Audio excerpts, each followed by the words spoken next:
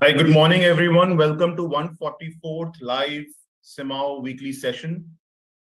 We meet here every week, sometimes alternate week, and try to bring interesting topics with interesting doctors, speakers.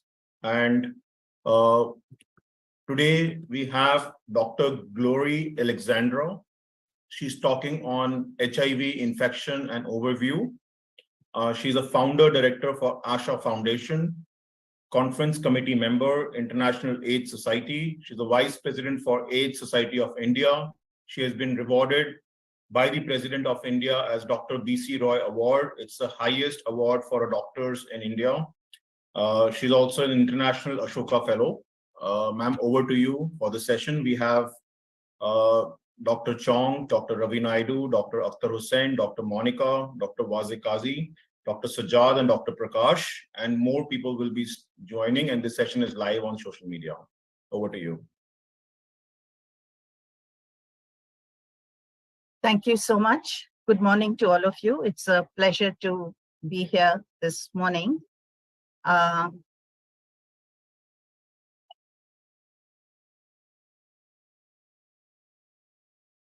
So can you see my slide? Yes, ma'am. Yes. Absolutely.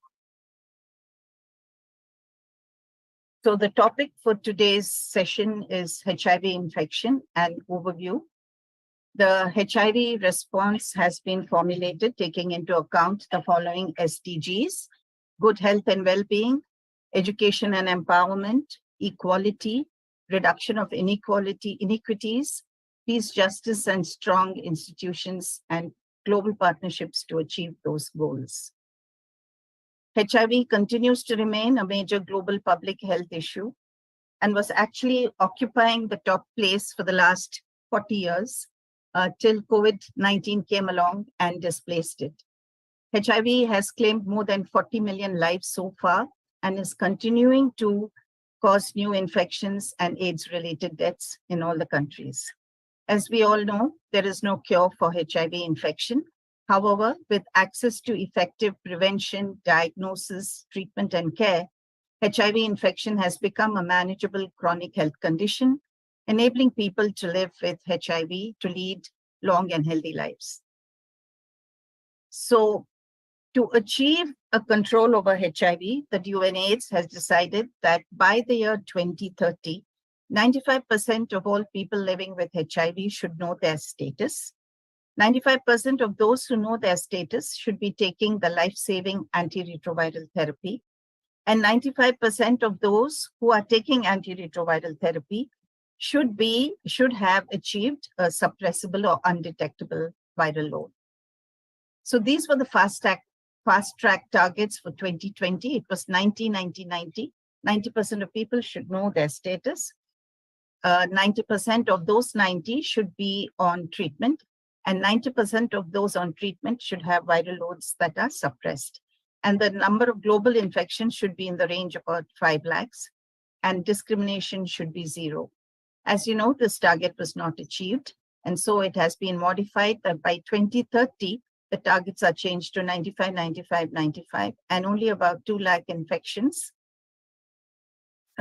globally and 0 discrimination.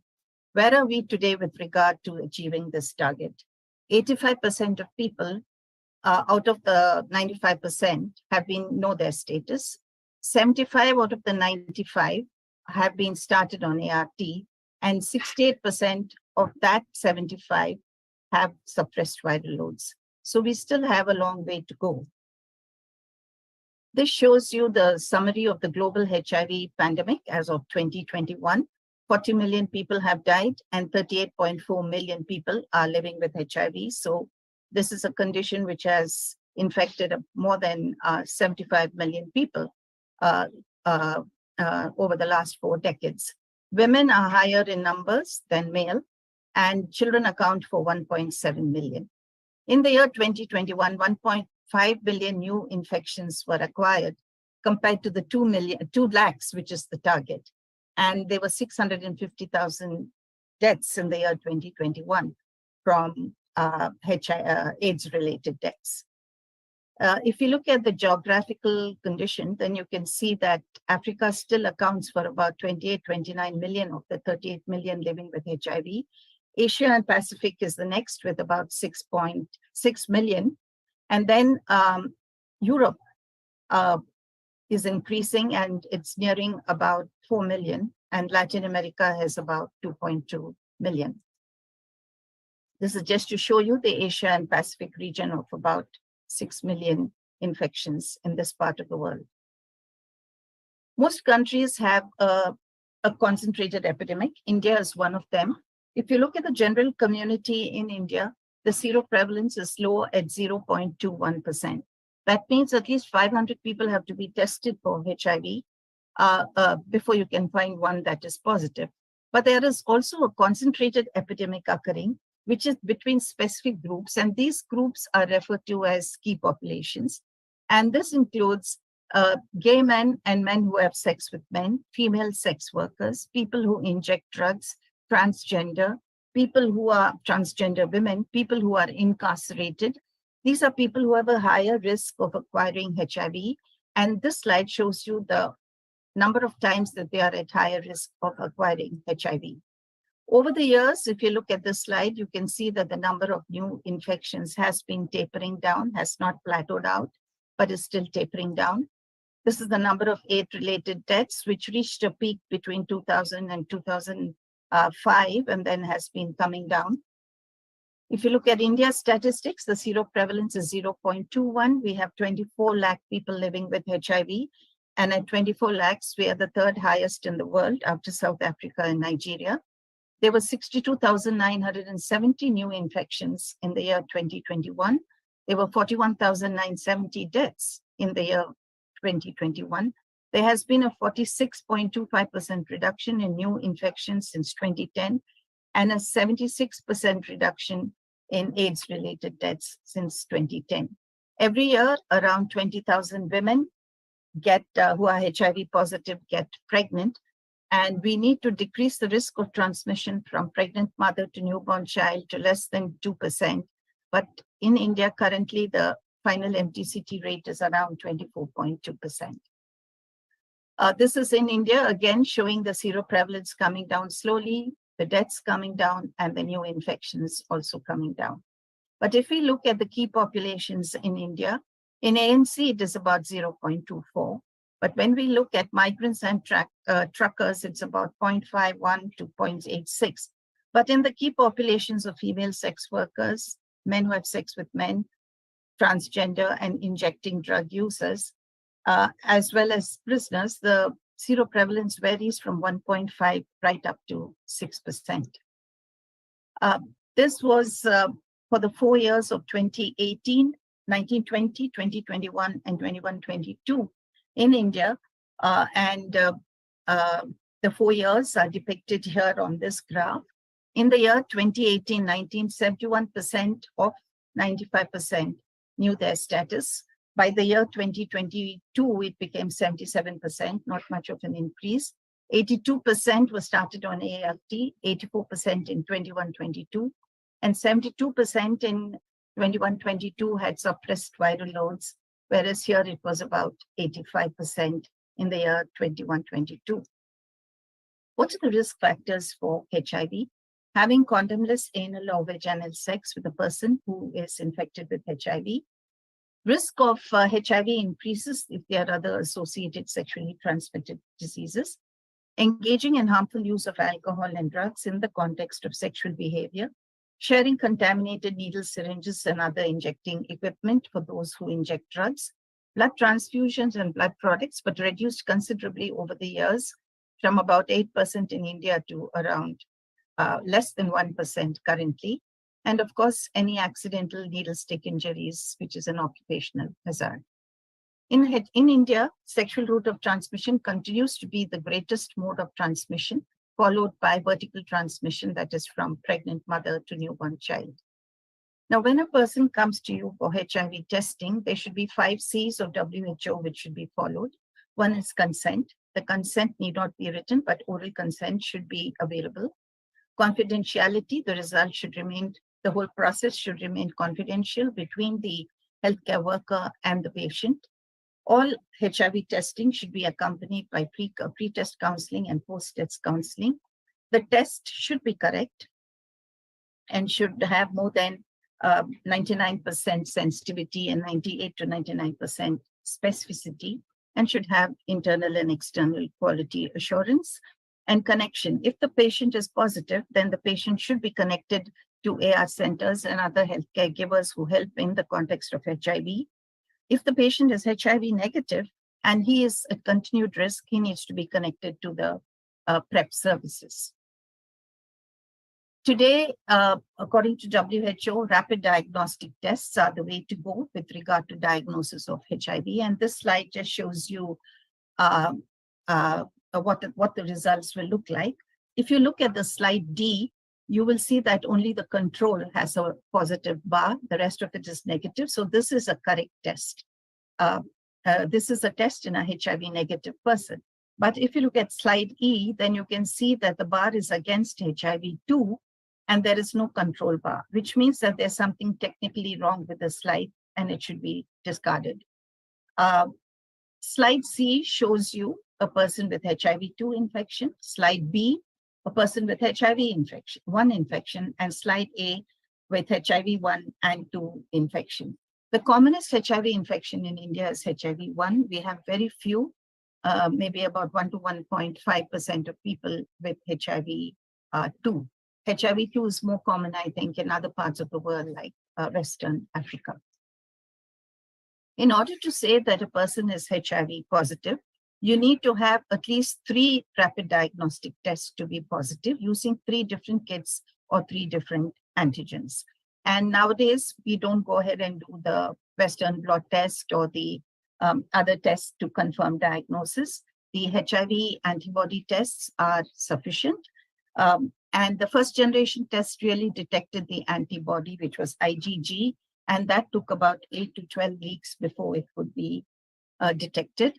Second generation, they tried to improve the process. Third generation, they use the IgM antibodies. And in the 4th generation kit now that is available, you actually look for both the P24 antigen and the antibody.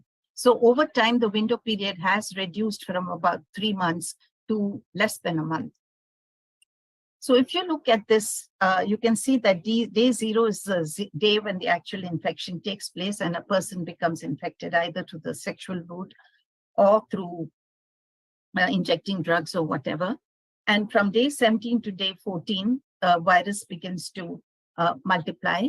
And if around this time a viral load test is done, it could be positive. By day 16, the P24 antigen appears and it usually develops within 1 to 8 weeks. The seroconversion begins between 7 to 21 days. And during this time, many people can develop a flu-like illness. Day 28, 95% of people will be HIV positive, antibody HIV positive using the 4th generation test. And by day 90, more than 99.97% of people will develop HIV antibodies and test positive by 3 months. So as we all know, HIV has a predilection for the CD4 cells, which are part of the immune system. This is a type of white blood cell and is called the CD4 T lymphocyte or helper T cells, which help fight infection by triggering the immune system to destroy viruses, bacteria, and other germs. The CD4 cells are crucial in achieving a regulated, effective immune response to pathogens.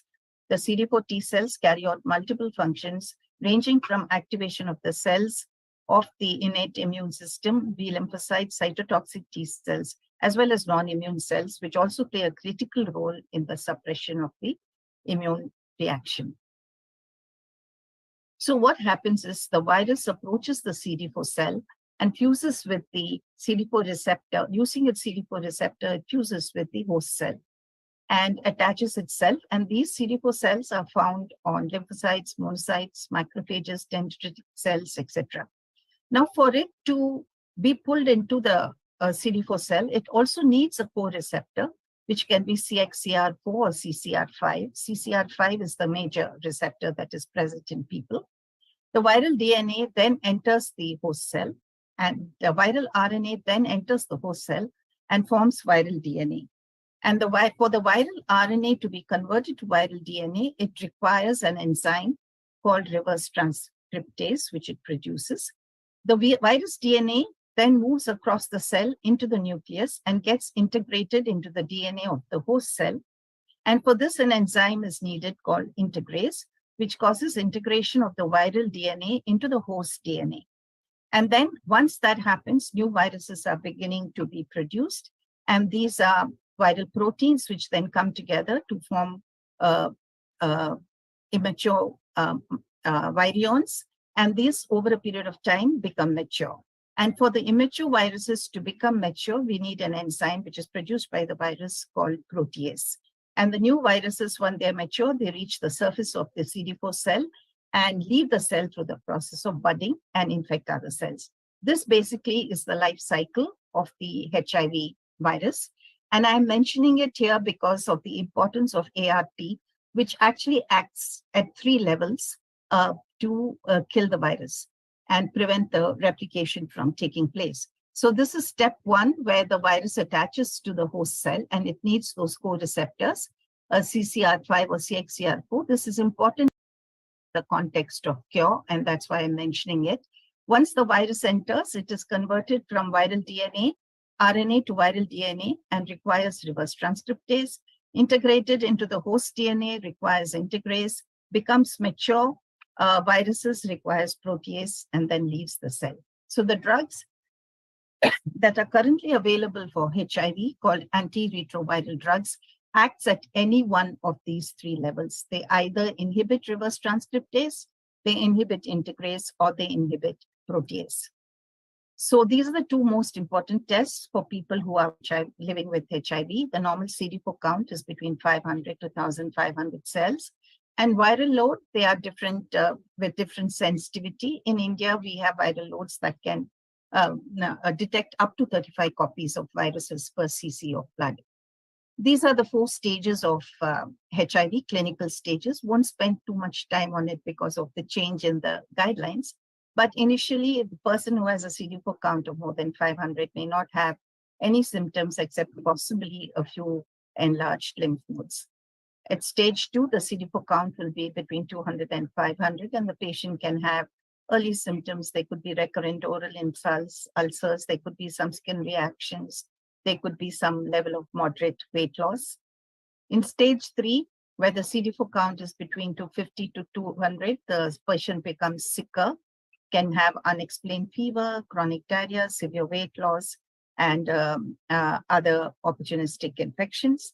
And stage 4 is where the CD4 is less than 50. Patient can have neurological manifestations, extrapulmonary TB, MAC infection, cancer, and be really sick. Now we have advanced HIV infection where adults, adolescents, and children 5 years and older, if they have a CD4 count less than 200, or if they are in WHO clinical stage 3 or 4, they are referred to as advanced HIV infection. And all children living with HIV below 5 years being diagnosed for the first time should be considered as having advanced disease. This is just to show you how some of the opportunistic infections occur at which level of the CD4 count. ART, antiretroviral therapy, it came into being in probably early 90s, 1994, and became available in India around 2002 to 2004. Antiretroviral therapy is the game changer in the control of HIV infection. Please remember that antiretroviral therapy does not cure HIV. It only inhibits the efficient replication of the virus and reduces the viremia to undetectable levels, thereby causing slowing of progression of the disease, fewer opportunistic infections. Patients feel healthier and lead more productive lives. They look healthy, and this helps to reduce the stigma and discrimination in the community. ART has transformed HIV from a virtual death sentence to a chronic, manageable illness. The treatment is lifelong. This is very important. The patient has to take the treatment lifelong. This is very difficult. For us to take a course of antibiotics for 7 to 10 days is difficult. For them to take this treatment lifelong is quite difficult. Not only that, it requires more than 95% adherence to prevent drug resistance. This is there, of course, with the older drugs that were available. With the newer drugs that are currently available, even more than 80% drug adherence may be adequate, but we can't tell the patient there. So we stress on more than 95% adherence. Adherence counseling is a must, and patient requires at least 2 to 3 sessions before we start the patient on treatment. Ideally, it helps if there is a treatment buddy who can supervise that the patient is taking his treatment regularly. This would be only if the patient agrees. And most importantly, the patient should be prepared and willing to start ART. What are the goals of therapy? The clinical goal is to prolong life and improve quality of life. The virological goal is to suppress it to undetectable levels. Immunological goal is to cause an immune reconstitution that is both quantitative and qualitative. Therapeutic goal to give drugs which are effective, at the same time maintaining good drugs for future options. And preventive goal is to reduce the HIV transmission in the community by suppressing the viral load.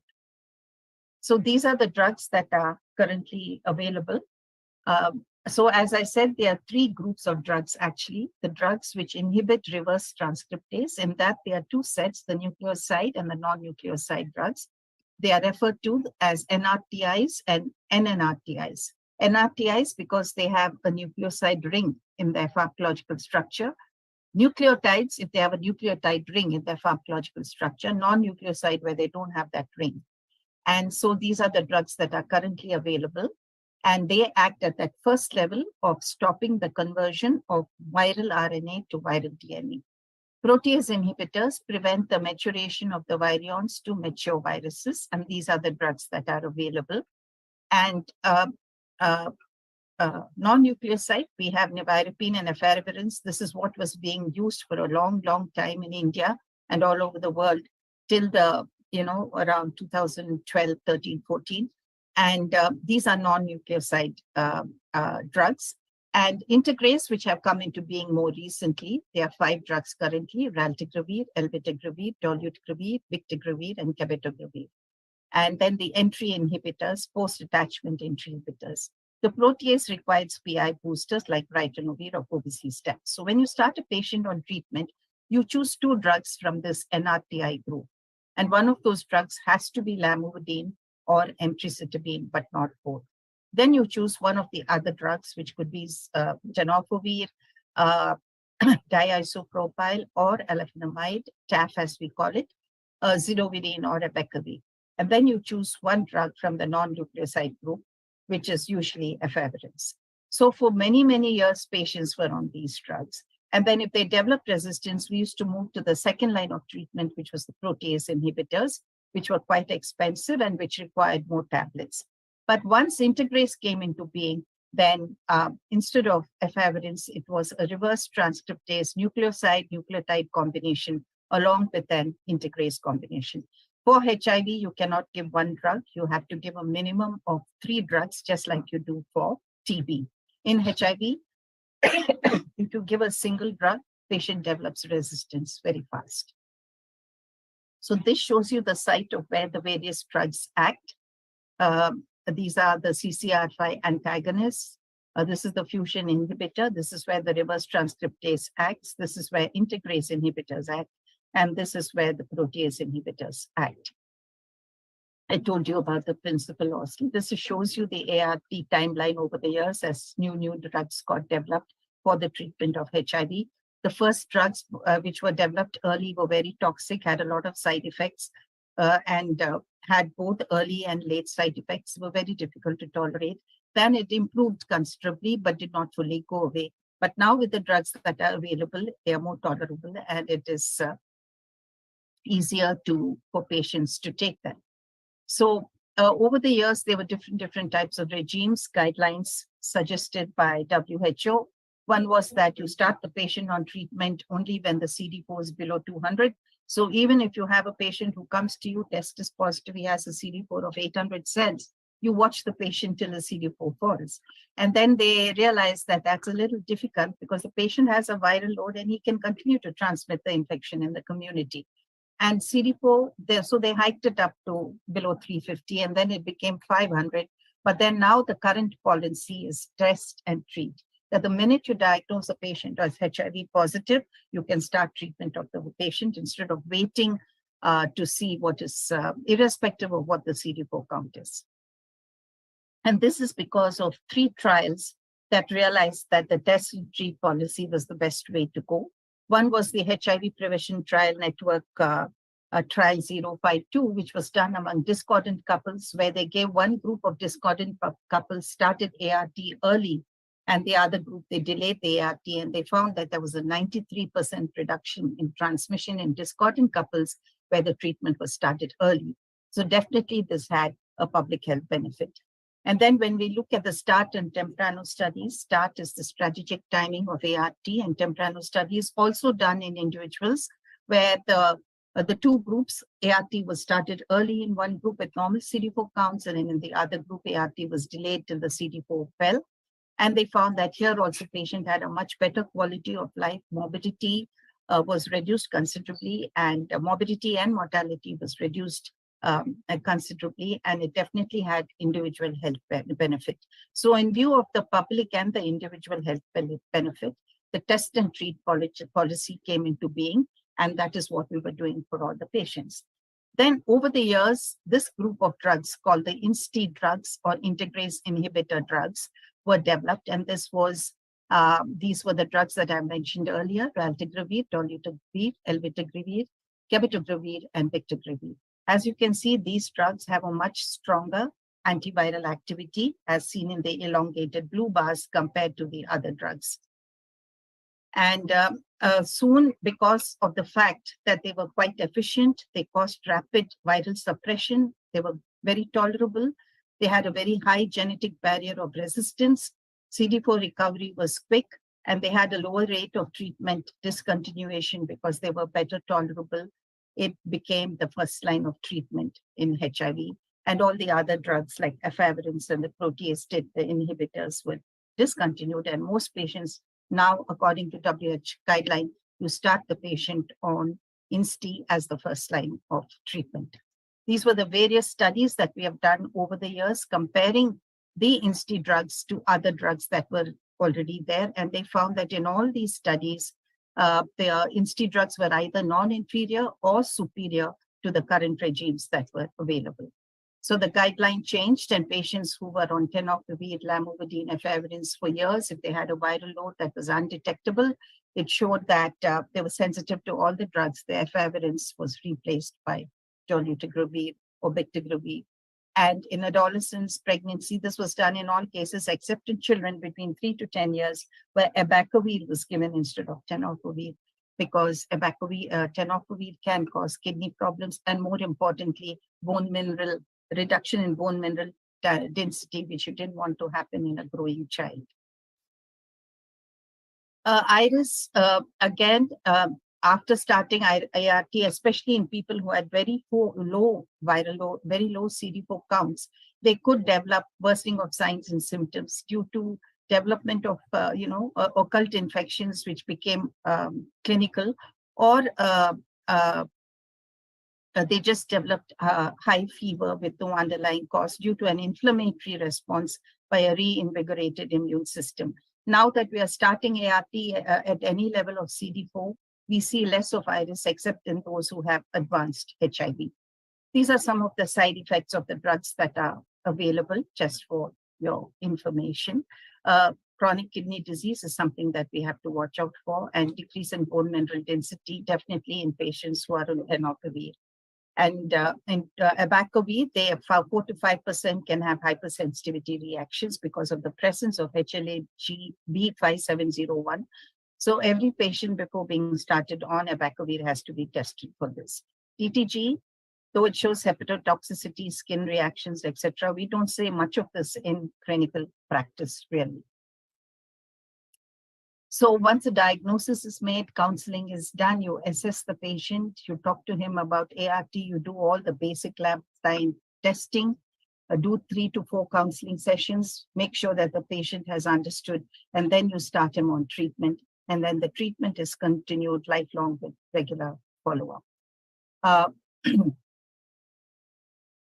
These are some of the mutation, some of the mutations that can occur as a result of the various drugs. If the patient is not regular with treatment, then they can develop resistant mutations, and these resistant mutations can then confer resistance to the drug. So just to give you an idea about some of the drugs, mutations that can be diagnosed. The most important thing to remember is this new concept of undetectable is equal to untransmittable.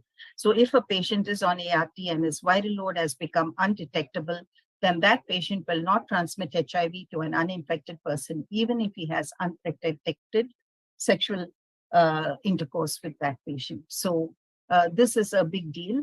And it's very important that all patients be started on antiretroviral therapy as soon as possible once the diagnosis is made, so that the viral loads are suppressed and this disease is not transmitted in the community. So we refer to this as TAPS, treatment as prevention. So by treating the patient, suppressing his viral load, the risk of transmission to others in the community does not happen. Just a slide about routes of transmission in children. This is specifically for India, where about 90% of children below the age of 15 who are living with HIV have actually got it from mother to child transmission. When the mother is HIV positive and pregnant, she has a 45% risk of transmission in breastfeeding population in India during the pregnancy itself, during labor and delivery, or during breastfeeding. This is just a human interest story that I wanted to talk to you about. This is about a family. This picture was taken in the year 2000, 23 years ago. Happy family of father, mother, and 2 children. The father brought the disease into the family. He infected the wife, and the wife became pregnant. She infected both the children. And here you see the picture of all 4 of them with a child who's about 3 years old and the elder one who's about 5 years old. In the year 2003, the 3-year-old child died, and about 9 months later, from fulminant septicemia, and about 9 months later, the mother died from a CNS lymphoma. So only the father and the elder sister were left. The elder sister was under our care. We started her on ART.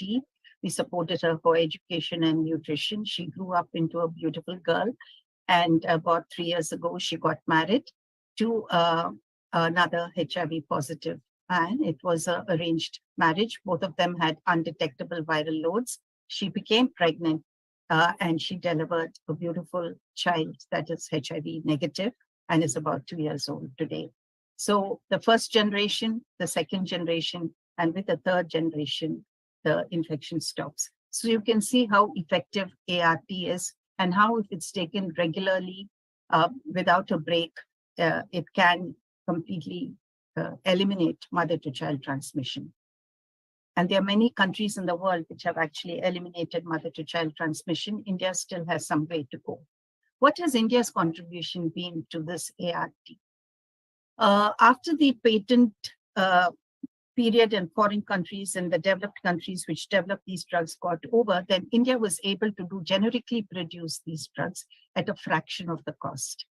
And today, India supplies 92% of the world's requirement of ART, not only to Indian and African countries, but also to Europe and to the Caribbean countries. India was a country which developed fixed dose combinations and single tablet regimes. So all 3 drugs are present in the fixed dose in 1 tablet. And you need to take this tablet just once a day. It's made it so easy. Instead of taking 5 to 6 tablets per day for HIV, you just need to take the 1 tablet which contains tenofovir, lamivudine, and a DTG or dolutegravir, or abacavir, lamivudine, dolutegravir. So, or you can give TAF, emtricitabine, and DTG. DTG is the short form for dolutegravir. 1 tablet a day is easy to use. It's easy to procure and maintain stocks. Compliance for the patient improves, and the chances of drug resistance reduces because they are taking all the 3 drugs in the same tablet. So this is what I spoke to you about oral therapy. Now we are even looking at 2 drug treatments in patients who have had undetectable viral loads on 3 drugs and are on a DTG-based regime. When the viral load is suppressed, you can even consider changing them to two drugs such as DTG and lamivudine. Or even in patients who have very low viral loads at the onset, you can consider giving two drugs. This we could never do earlier on in the epidemic. Now, injectable ART is also available. We are looking at two, cabotegravir, which is an integrase inhibitor or INSTI drug, and rilpivirine, which is under the same category as NNRTI like nevirapine and efavirenz, but it is injectable. And these drugs are now also available for the treatment of HIV. The injectable drugs, actually, you start the patient on oral therapy, and once the viral load becomes undetectable, you can change to the injectable form of the drug, and it's effective even when given once in 2 months. A word about pre-exposure prophylaxis is pre-exposure prophylaxis, or PrEP as we call it for short, is when people do not have HIV but are at risk of getting HIV, take HIV medicine every day to prevent HIV infection. PrEP is used by people without HIV, but where they have the risk of being exposed to HIV through sex or injection drug use. This would include discordant couples, female sex workers, key populations, etc.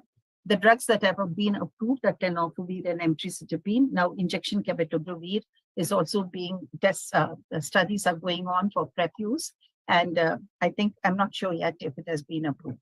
Then you have the on-demand PrEP, where you take 2 pills 2 to 24 hours before having sexual contact and continue the tablet for 2 days after the sexual contact, and then you can stop the tablet. So you are taking it only on demand. So these are pre-exposure drugs. And these are several studies that have been done to show that when you give PrEP in people who are at risk of acquiring HIV but are not HIV positive, it has quite significant reduction in acquiring HIV, as these various studies have shown, especially the ones in women, there was some problem. They were not very adherent to the drugs, and therefore, if you look here, you will find that the efficacy is quite low. One note about PEP, don't have too much time, so just saying that the same drugs that we are using for the treatment of HIV infection can also be used for post-exposure prophylaxis. One word on TB and HIV, because the two are so correlated and interrelated. It is the most common opportunistic infection in India. It's the leading cause of death in people living with HIV. Pulmonary TB remains the commonest form, and it is occurring either by reactivation of a latent infection or a newly acquired infection. It increases the risk of TB progression. It increases the rate of TB progression. TB may speed the progression of HIV disease. And by starting the patient on ART, the incidence of TB can be reduced. Therefore, all people with TB should be tested for HIV, and all people with HIV should be tested for TB. The incidence of HIV infection in persons with TB is around 5%. The LAMP test is a test which detects this antigen called lipoarabinomannan, or LAM, which is present in the urine, and is an antigen which is located in the cell walls of people with TB, and is present only in people with active TB disease, and especially in those with immunosuppression from any cause, but also from HIV. This is a simple dipstick test, like a pregnancy test. It has a low sensitivity, but still is useful in those cases where you are not able to make a diagnosis of HIV by any other method. Isoniazid preventive therapies, the risk of developing TB is so high. Once you've ruled out TB in a person with HIV, you could consider giving INH for about 300 milligrams a day for about 6 months. It decreases the risk of developing TB by about 33%. And this was part of our Indian NACO program for quite a while. Always keep in mind the non-communicable diseases also. As patients are living longer and growing older, we have to also look at hypertension, ischemic heart disease, cardiomyopathies, hyperlipidemias, diabetes, stroke, cancers, and also at their mental health. So we should not ignore this aspect of patient care. COVID-19 and HIV, COVID affected HIV adversely. There was a decrease in testing and counseling services. There was decrease in access to ART. There was decrease in follow-up. The pros were that you started teleconsultation and online consultation and found that it was quite effective. We could do counseling on video. And also for self-testing patients, now self-testing in HIV has also become a thing. And we could give the pre-test counseling and also video demonstration of how to do the test. And there was one study which was conducted in India during this period. So these were some of the pros. Generally, if a patient was on ART, doing well, had no comorbidities, had good viral loads, had good CD4 counts and suppressed viral load, then even if he developed HIV, the COVID, he did very well. But in patients who required hospital admission, the mortality from COVID-19 was higher among people living with HIV than the general population, especially if it was a male gender, if they were in the age group of 65 to 75 years, had a CD4 count of less than 200, RNA count, a viral load count of more than 1,000 copies, and if they had any other comorbidities like high diabetes, hypertension, or chronic liver disease. Vaccines, 40 years into the epidemic and we still don't have a vaccine for HIV. Research has been going on since the late 1980s. Vaccine would be the best solution to achieve the targets that we want and for this disease to be taken care of. But these vaccines are all dependent on antibody formation, and the virus mutates rapidly and the antibodies may not be effective for the new mutations. So that is one of the reasons. There are different subtypes in different parts of the world. Asia, India has the C subtype. In the Western world, it's the B subtype. And because of the genetic diversity of HIV, it's not very easy for vaccine production. Coming to cure, there are a handful of patients who have been cured of HIV. These are patients who actually had, the first patient who had HIV developed leukemia, and he was given a bone marrow transplant from a donor who happened to have a CCR5 delta 32 mutation, which prevents the virus from attaching to the CD4 cell. And after that, for all patients who had HIV and leukemia in the developed world, donors were provided for stem cell transplants who also had this mutation, and this therefore killed the HIV. And all of these patients, one of them died because of a remission of exacerbation of the leukemia. The remaining 5 are alive and doing well, and they are not on ART. Immune modulating therapies were also tried, but this again is a very expensive mode of treatment. Post-treatment controllers, this is part of the Visconti study where there are a whole bunch of people who were started on treatment and who stopped and received a lot of drugs and who over a period of time and stopped treatment for one reason or the other, and yet their viral loads did not increase. So studies are going on this to see how this could help us in getting a cure that is less expensive. Thank you for your attention.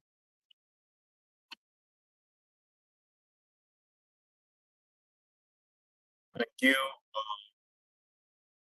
It's a very good session and a very informative session. And I think it's an eye-opener for a lot of patients and the relatives and the audience where we can see that over a generation, the HIV can be completely removed from the body. I welcome all the members of CMAAO over here, and I would invite Dr. Chong to, address the session. Thank you very much, Saurabh, and thank you, Dr. Glory, for that wonderful presentation. I mean, it was really a good update on a scourge that we had sometimes tend to forget if we are not actively in the space of HIV, treating HIV patients. In Singapore, for example, most of it is done by our CDC, so we hardly get to see any of these patients outside of the CDC space.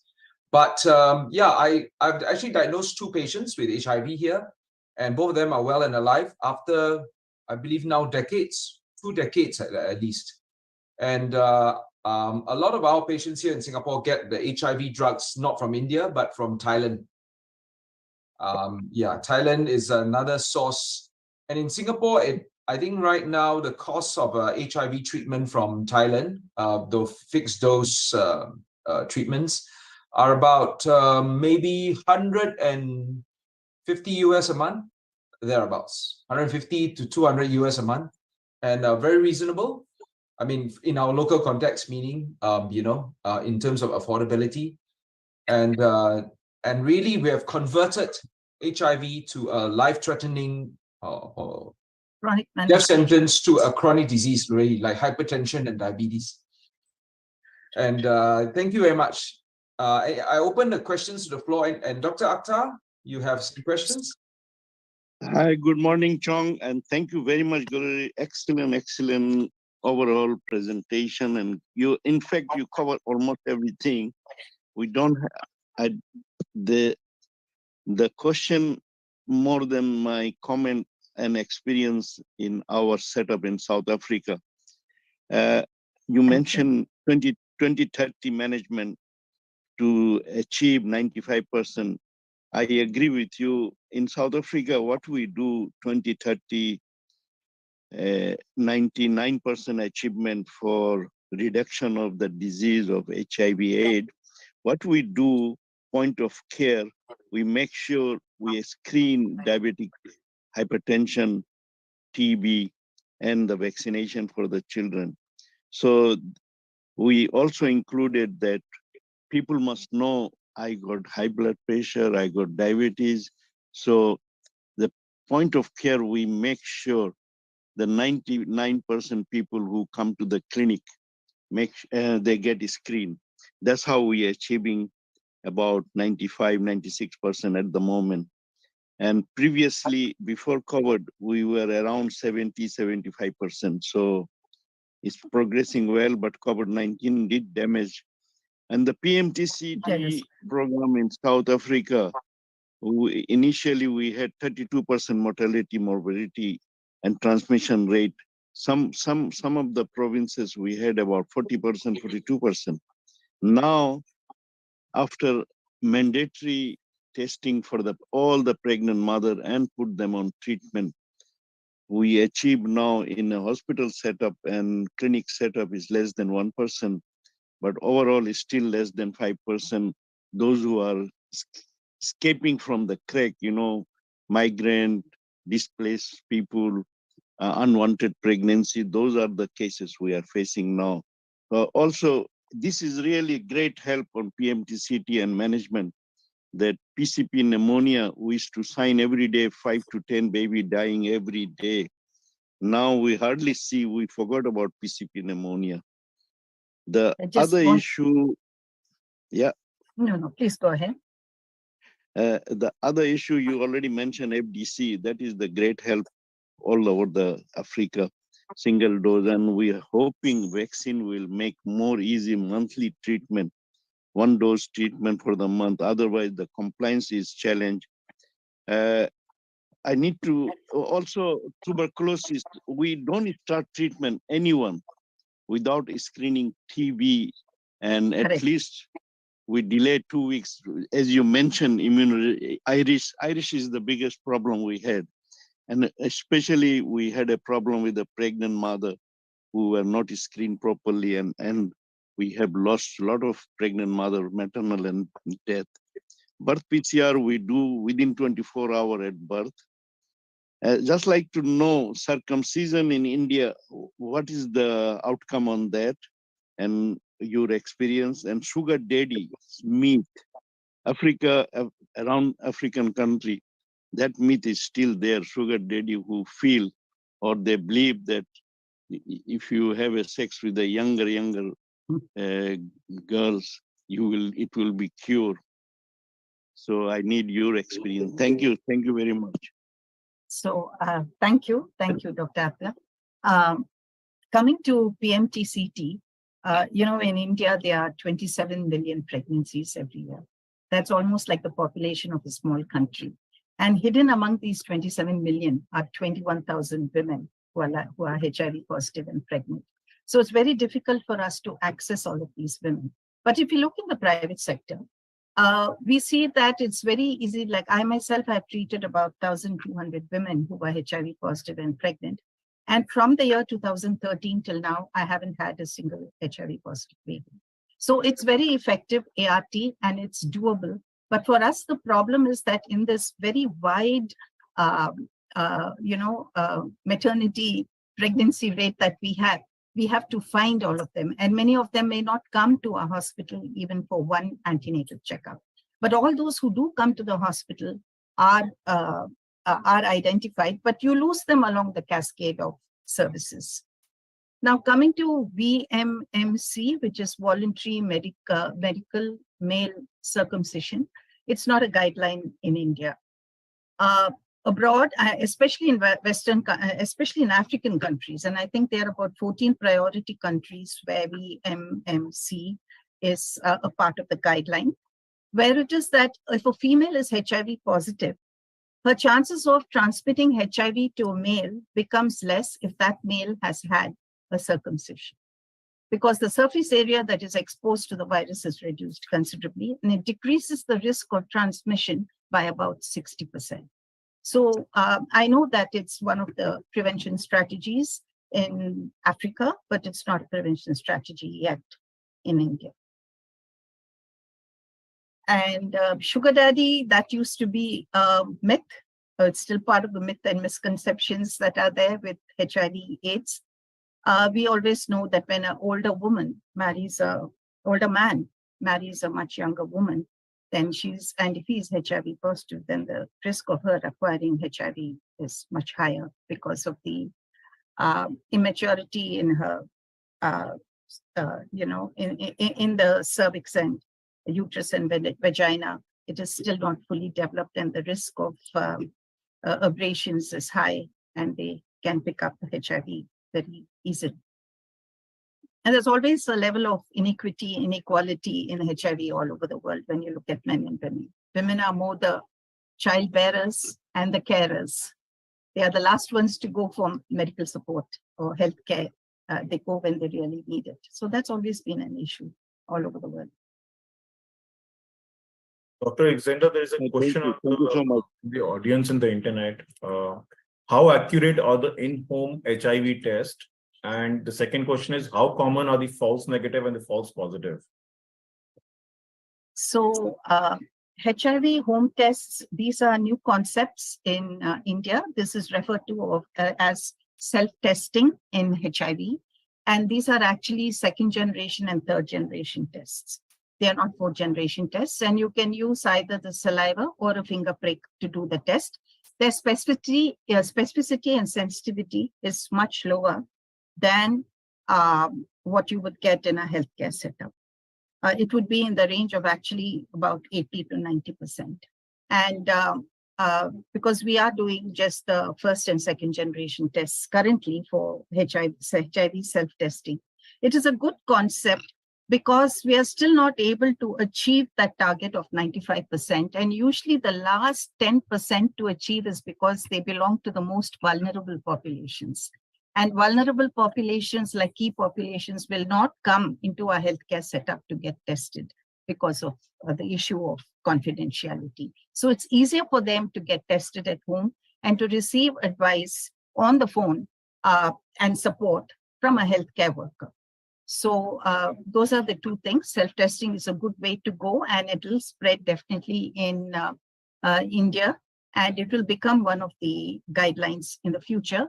And second is, but in terms of accuracy, it's not very accurate compared to the tests that are available in a healthcare setup. But if you get one test positive, then immediately you have to come to a healthcare setup for repeat testing and doing all the 3 tests and all of that. But it helps to increase the spread of HIV testing in a country. And during COVID time, there was a study done in India, and they found that 5% of all those who self-tested with support online, 5% of them were positive. So self-testing tends to show an increased number of HIV positive.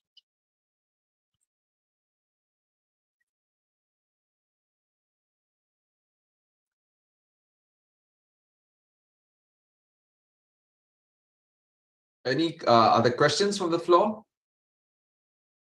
I think Dr. Monica, can you go ahead? Yeah, so Dr. Glory, first of all, I have to say, fantastic. I agree with Dr. Chong when he says that for those of us who don't practice in this space, your summary was eloquent. It was very thorough. and really brought us, I think, in the last couple of decades, far, far ahead from where our basic training was in this process. And I think we're Thank all you. acutely aware, thank you, of the post-exposure prophylaxis. So that's kind of where maybe the space overlaps with where we are. But what you just said, I wanted to highlight, I don't know if it's more of a comment rather than a question, was looking at how pandemic really raised the awareness of infectious disease, transmittability, at-home testing. Do you feel that even though we know that the 90-90-90 target of 2020 was not achieved, do you think that the pandemic raised awareness to a level, whether it be at-home testing, virtual access to healthcare? Do you think that these are some of the things that can address some of the barriers that led to not being able to achieve 90-90-90? And how do we step forward globally, or what do you think are the critical steps to achieve the 95-95-95 of 2030? Like I said, I think it's the last 10-15% who are the most difficult to access because they belong to the most vulnerable section of society. And for them, I think self-testing would be a good option. Several studies have shown that if they are diagnosed HIV positive, they do not harm themselves or do not commit suicide. You know, that was one big worry with regard to self-testing. The other one really is the undetectable is equal to untransmittable. You know, people know that if you take ART regularly and you take ART now, it's just one single tablet at the same time every day for the rest of your life. And you become undetectable, then you cannot transmit the infection, even if you have unprotected sexual contact. So I think that's another game changer. The game changer for HIV has been really ART, first of all, insti drugs second, and self-testing, and this undetectable is equal to untransmittable, because we have publicized that in the HIV space so much, so people know that if I take this, I can live a normal life and the kind of life that I want to live. And it's just that I have to be regular on ART. And so that has really been publicized in the HIV space. And we have a lot of people we hope will be more amenable to coming for treatment. There's been so much of improvement. Those toxic drugs have now become one single drug. From 10 to 12 tablets, it's one single tablet. From HIV testing, it's become self-testing, one tablet a day. You need to see a doctor just once in 6 months if you're doing well, just twice a year. So all of these have helped to make it more amenable for patients to come forward and get treated. Of course, you have the urban-rural divide. We need to work on that. And so I think we're going in the right direction. Of course, the best would be if we have a vaccine. Yes. But somehow in 40 years, we haven't got health money yet. Dr. Glory, I'm just curious, what's the average cost of the ART in India? So it's around 1,000 rupees for a TLD combination, which works out to how many dollars is that? Divide by 85, 82. That's for a month. It's very cheap. And for organizations like ours, which are registered as charitable trusts, we get almost a 70% discount in the cost of our ART. So we are getting it for like 450 rupees, a 1 month's course of That's ART, which is just like $3 or $4 a month. Yeah. Excellent. Excellent. Wow. And I think that's also another game changer, isn't it? Yes. The no cost of ART. Yes. Compared to even at the lowest levels, it can be accessible to a lot of people, a huge swaths of the population. And in India, the government gives the ART free of cost in the public sector. Excellent. Dr. Chong, can I come in? Yes, please. Yeah, thank you. Thank you very much. I agree all this. What happened in our environment, stigma and discrimination is still severe. people are dying without treatment because of the stigma and discrimination. And then health system also need to be changed. We started with the vertical program. That caused problem because that is a specialized clinic. People know these patients are going to that clinic is HIV clinic. So that caused a lot of problem. We came up with a different strategy during 1990 to achieve. So we made it horizontal clinics. Everyone, whether it's an orthopedic clinic or hematology clinic or surgical, medical, outpatient, frontline, option gynae, everyone need to be tested from point of care. And that helped a lot. So the same patients are sitting in the queue and then don't know who is positive, who is negative, but they're going to get tested. So that was very tough to accept by the people, other department, because we are more compartmental type of management, like ENT guys, they don't want to see non-ENT patient, but we push it on the front line, and that helped a lot for our achievement. Thank you, Chong. Thank you. Thank you so much. Can I make a comment? Actually, stigma today, the way it is in most of our families, it's only if it's a young unmarried male, then only he knows that he's positive. He doesn't tell the rest of the world about it. Or if there's a husband and wife who are positive, only they know. Their children and the extended family does not know. In HIV, the stigma, because they all look so well, they're contributing members of the society, and they don't, the world doesn't need to know that they're HIV positive. That is one of the strategies for decreasing the stigma and discrimination. But I also think that in key populations, there is a lot of stigma and discrimination. And there is also, in a person who's HIV positive, there's a lot of self-stigma, especially if you're a female and you're a sex worker and you're a HIV positive. That's triple stigma. So compared to how it used to, and against self, more than others being stigmatized towards you. The other thing is, over the years, stigma has reduced to some extent, but it's not completely gone. So that zero stigma and discrimination, which is one of the targets for 95, for 2030, I'm not sure how far we'll get with that. And especially in India, we are a very stigmatizing society. And I agree with you, we made a mistake by going vertical with management of HIV, just like we did with Hansen's disease. Hansen's disease also was a vertical management. And now when we look at HIV, so now we're looking at integrating it and making it lateral so that it gets integrated into routine medical care. Yeah, I agree with you. Thank you. One of the strategies we have in Singapore is anybody who's applying for some sort of employment pass or an insurance policy has to do an HIV test. So that's it's like it becomes mandatory. Certain passes that you have to apply. For example, you have a foreigner coming into Singapore to work, you have to do an HIV and a chest X-ray for tuberculosis. So that's picked up a lot of disease over the years. And for example, we have a lot of students coming to study in Singapore, young people from the region, and they are required to do a HIV and a chest X-ray for their study pass. To be a student, as a student pass, what are the criteria? So this is one of the ways in which we have managed to keep the situation at bay. But you don't deny them entry. Okay. Because they do that in the Middle East. They do a HIV test, and if you're positive, then you're not allowed to enter the country.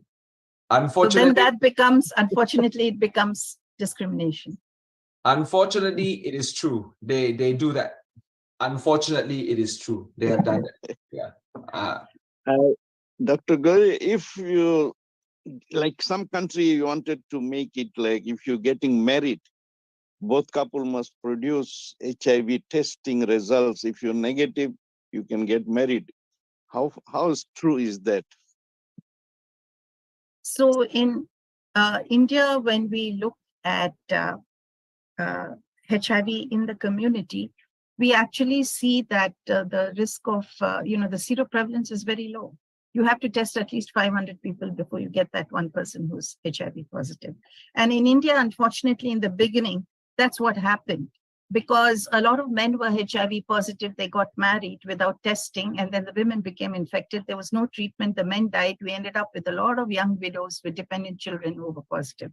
And that was a kind of catastrophic situation. And this question came into being, like whether we should really do premarital counseling and premarital testing. It's not a guideline, it's advised. If people want to do it, then we definitely encourage them to do it, but it's not a guideline in our country. That's one. And the second is that today we are having HIV positive women marrying HIV negative men. Because with the advent of all these new drugs and an undetectable viral load, you're not going to transmit HIV to your partner.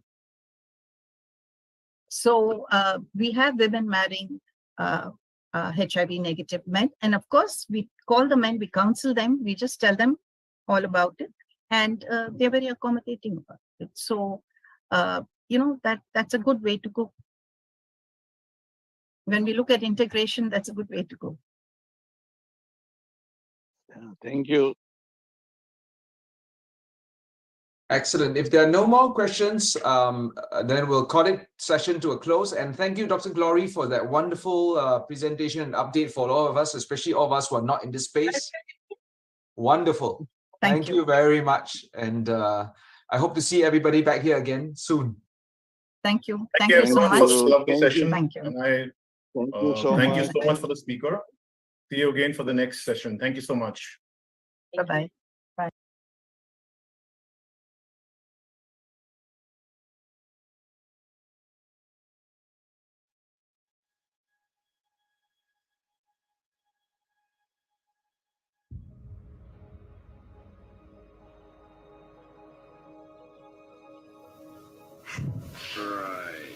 Questions, here we are.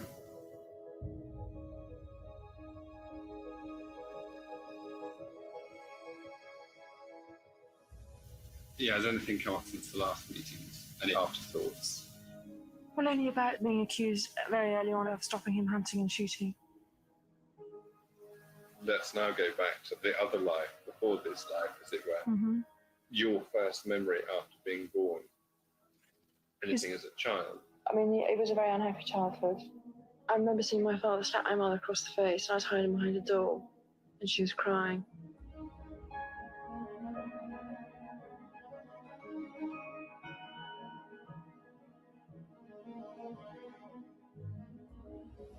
The press were being unbearable, following my every move. Is there any possibility of any announcements of your marriage in the near future? Can you tell me? He sat me down, he said, "Will you marry me?" I thought the whole thing was hysterical, getting married. It was so grown up. And here was Diana, a kindergarten teacher. I mean, the whole thing was ridiculous.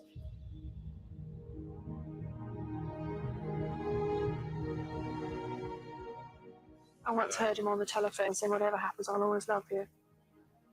And I told him I'd listened at the door. We had a filthy row.